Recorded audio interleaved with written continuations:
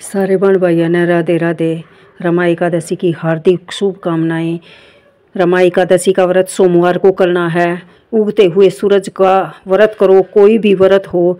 यह हमारे पुराणों में मान्यता है कि उगते हुए सूरज का व्रत करना चाहिए। और एकादशी व्रत की हार्दिक शुभकामनाएं। रिवागे सुनो, करत कथा व्रत सब कुछ बहुत अच्छा से बताया है, तो मन को एकाग्र करके सुनिए। चंद्रभागा ने कैसे मिला चंद्रभागा के पति ने एकादशी के व्रत से देवपुर सुंदर नगर। तो सुनिए कथा मन को एकाग्र करके बड़े भाव से। बहन भाइयों ने राधे राधे। रमा एकादशी की हार्दिक शुभकामनाएं। सबके घर में मेरा भगवान सुख शांति समृद्धि यश कीर्ति देव है। बोलो रमा एकादशी की जय। युधिष्ठिर कहने लगे, हे भगवान, कार्तिक कृष्ण एकादशी का क्या नाम है और इसकी क्या विधि है, इसके करने से क्या फल मिलता है, तो आप कृपा करके विस्तार पूर्वक मुझे बताएं। श्री कृष्ण जी बोले, कृष्ण पक्ष की एकादशी का नाम रमा एकादशी है। यह बड़े बड़े पापों को नाश करने वाली है। इनका महत्व मैं तुम्हें सुनाता हूँ, आप मन को एकाग्र करके सुनो। हे राजन, प्राचीन काल में मुचुकुंद नाम का एक राजा था। उसकी इंद्र के साथ मित्रता थी और साथ ही यम, कुबेर, वरुण तथा विभीषण के साथ भी उसकी बहुत गहरी मित्रता थी। वह राजा बड़ा धर्मात्मा, विष्णु भगत और न्याय के साथ राज्य करता था। उस राजा का एक कन्या थी जिसका नाम चंद्रभागा था।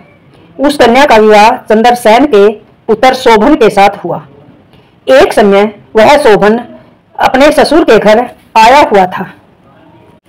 उन्हीं दिनों जल्दी से पुण्य देने वाली रमा एकादशी भी आने वाली थी। जब व्रत का दिन आया तो चंद्रभागा को बहुत चिंता हुई कि मेरे पति तो बहुत दुर्बल हैं, कमजोर हैं और मेरे पिता की आज्ञा अति कठोर है। दसवीं को राजा ने ढोल बजवाकर सारे राज्य में यह घोषणा करवा दी कि एकादशी को भोजन नहीं करना चाहिए। ढोल की घोषणा सुनते ही शोभन को अत्यंत चिंता हुई और अपनी पत्नी से कहा, हे प्रिय, अब क्या करना चाहिए? मैं तो भूख को किसी प्रकार भी सहन नहीं कर सकूंगा। ऐसा उपाय बताओ कि जिसमें मेरे प्राण बच सकें, अन्यथा मेरे प्राण तो अवश्य चले ही जाएंगे। चंद्रभागा कहने लगी कि हे स्वामी, मेरे पिता के साथ राज्य में एकादशी के दिन कोई भी भोजन नहीं करता। हाथी, घोड़ा, ऊंट, बिल्ली, गो आदि तृण भी अन्न ग्रहण नहीं करते। फिर मनुष्य का तो कहना ही क्या। आप भोजन करना चाहते हैं तो किसी दूसरे स्थान पर चले जाइए, क्योंकि यदि आप यहाँ रहना चाहते हो तो आपको अवश्य व्रत करना ही पड़ेगा। ऐसा सुनकर शोभन कहने लगा, हे प्रिय, मैं अवश्य व्रत करूंगा, जो मेरे भाग्य में होगा देखा जाएगा। ऐसा विचार करके उसने व्रत रख लिया और वह भूख व प्यास से अत्यंत पीड़ित होने लगा। जब सूर्य नारायण जी अस्त हो गए और रात्रि को जागरण का समय आया, जो वैष्णव को अत्यंत हर्ष देने वाला समय था, परंतु शोभन को अत्यंत दुखदायी हुआ। प्रातःकाल होते शोभन के प्राण निकल गए। तब राजा ने सुगंधित काष्ठ से उसका दाह संस्कार कर दिया, परंतु चंद्रभागा ने अपने पिता की आज्ञा से अपने शरीर को दग्ध नहीं किया और शोभन की अंत्येष्टि क्रियाक्रम करने के पश्चात अपने पिता के घर में ही रहने लगी। रमा एकादशी के प्रभाव से शोभन को मंदराचल पर्वत पर धन धान्य से युक्त तथा शत्रुओं से रहित एक सुंदर देवपुर प्राप्त हुआ। वह अत्यंत सुंदर रत्न और मणियों से युक्त श्रवण के खंभों पर निर्मित अनेक प्रकार के स्फटिक की मणों से सुशोभित भवन में बहुमूल्य वस्त्र, आभूषणों, छत्र व चवर से भी विभूषित था। गंधर्व और अप्सराएं भी सिंहासन पर आरूढ़, ऐसा लगता था मानो कि दूसरा इंद्र विराजमान है। एक समय मुचुकुंद के नगर में रहने वाला सोम शर्मा नाम का एक ब्राह्मण तीर्थ यात्रा करता हुआ घूमता घूमता उधर जा निकला और उसने शोभन को पहचान लिया। यह तो राजा का जवाई शोभन है। उसके निकट गया।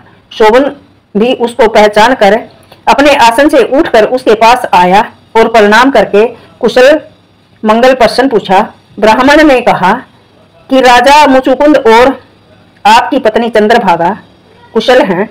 नगर में भी सब प्रकार का कुशल मंगल है, परंतु हे राजन, हमको अत्यंत आश्चर्य हो रहा है कि आप अपना वृत्तांत सुनाइए कि आपने ऐसा सुंदर नगर, कि मैंने ऐसा सुंदर नगर कभी नहीं देखा और न सुना, आपको किस प्रकार प्राप्त हुआ। तब शोभन बोला, कार्तिक मास कृष्णा रमा एकादशी का व्रत करने से मुझे यह नगर प्राप्त हुआ है, परंतु यह अशिथिर है। यह शिथिर हो जाए, आप कोई ऐसा उपाय कीजिए। ब्राह्मण कहने लगा, हे राजन, यह शिथिर क्यों नहीं और कैसे शिथिर हो सकता है, यह आप बताइए, फिर मैं असौ में यह उपाय करूंगा। मेरी इस बात को आप मिथ्या न समझिए। शोभन कहने लगा कि मैंने इस व्रत को श्रद्धा रहित होकर किया है, इसलिए यह सब कुछ अशिथिर है। यदि आप मुचुकुंद की कन्या चंद्रभागा को यह सब वृत्तांत कहो और वह कहे तो यह शिथिर हो सकता है। ऐसा सुनकर उस श्रेष्ठ ब्राह्मण ने अपने नगर में लौटकर चंद्रभागा से सारा वृत्तांत सुनाया। ब्राह्मण के वचन सुनकर चंद्रभागा बड़ी प्रसन्नता के साथ ब्राह्मण से कहने लगी कि हे ब्राह्मण, यह सब बातें आपने प्रत्यक्ष में देखी हैं, यह सौपन की बात कह रहे हो। ब्राह्मण कहने लगा, हे पुत्री, मैंने महावन में तुम्हारे पति को प्रत्यक्ष देखा है, साथ ही किसी से विजय न हो ऐसे देवताओं के नगर के समान उनका नगर भी देखा है।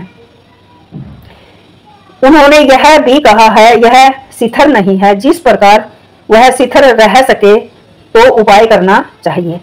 चंद्रभागा कहने लगी, हे विपर, तुम मुझको वहां पर ले चलो, मुझे पतिदेव के दर्शन की तीव्र लालसा है। मैं अपने किए हुए पुण्य के उस नगर को शिथिर बना दूंगी। आप ऐसा कार्य कीजिए जिससे उनका हमारा संयोग हो, क्योंकि योगी को मिला देना महान पुण्य है। सोम शर्मा यह बात सुनकर चंद्रभागा के साथ लेकर मंदराचल पर्वत के समीप वामदेव ऋषि के आश्रम में गया। वामदेव ऋषि ने उनकी बात सुनकर वेद मंत्रों के उच्चारण से चंद्रभागा का अभिषेक किया। तब ऋषि के मंत्र के प्रभाव और एकादशी के व्रत से चंद्रभागा का शरीर दिव्य हो गया और वह दिव्य गति को प्राप्त हो गई। इसके बाद बड़ी प्रसन्नता के साथ अपने पति के समीप गई।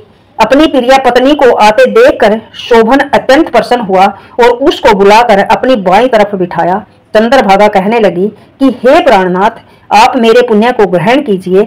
आपने अपने पिता के घर में जब मैं 8 वर्ष की थी तब से विधि पूर्वक एकादशी के व्रत को श्रद्धा पूर्वक करती आ रही हूँ। इस पुण्य के प्रताप से आपका यह नगर शिथिर हो जाएगा तथा समस्त कार्य भी पूर्ण होकर प्रलय के अंत तक रहेगा। इस प्रकार चंद्रभागा दिव्य रूप धारण कर तब दिव्य आभूषणों और वस्त्रों से सुसज्जित होकर अपने पति के साथ रहने लगी।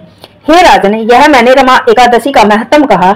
जो मनुष्य इस व्रत को करते हैं उनको ब्रह्म हत्या आदि सारे पाप नष्ट हो जाते हैं। कृष्ण पक्ष और शुक्ल पक्ष दोनों की एकादशी समान है, इनमें कोई भेद नहीं है। जो दोनों को पढ़ते हैं अथवा सुनते हैं वे समस्त पापों से छूटकर विष्णु लोक को प्राप्त होते हैं। ओम नमो भगवते वासुदेवाय नमः। राधे राधे।